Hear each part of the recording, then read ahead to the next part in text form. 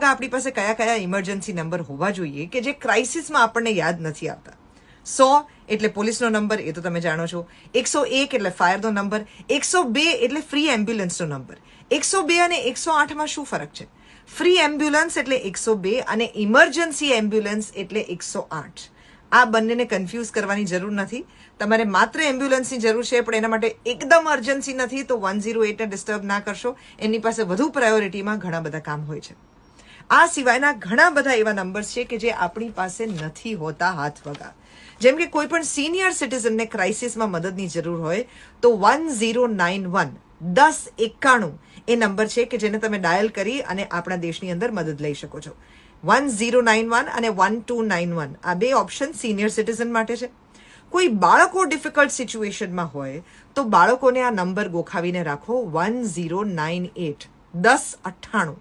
દરેક બાળકને મોઢે હોવો જોઈએ, તમારા બાળકને આ નંબર મોઢે હોવો જોઈએ કે ક્યાંય પણ ક્રાઇસિસમાં ફસાય તો આ નંબર ડાયલ કરવાથી એમને ઇમિડિયેટલી મદદ મળી શકશે. ઘરની અંદર એલપીજી લીક હોય તો 1906 આ નંબર છે એ તમે ઉપયોગમાં લઈ શકો છો. તમે બહારગામ ક્યાંક ગયા છો, ટુરિસ્ટ તરીકે ગયા છો અને તમારે મદદની જરૂર છે તો ટુરિસ્ટ હેલ્પલાઇન નંબર છે 1363 1363. આ નંબરને ઉપયોગમાં લઈ શકો છો. તમારી સાથે કોઈ રોડ એક્સિડન્ટ થાય નેશનલ હાઈવેની ઉપર તો 1033 અને રોડ એક્સિડન્ટ એમને આપણા શહેરની અંદર થાય તો 1073. રેલવે એક્સિડન્ટ જો તમારી સાથે થાય તો 1072 અને એ જ હેલ્પલાઇનનો નંબર છે 1097.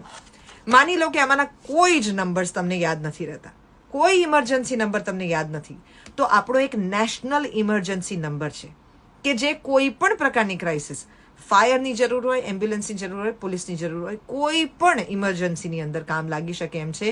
એ નંબર છે 112 112 112. આ નંબર ખાસ યાદ રાખવા જેવો છે.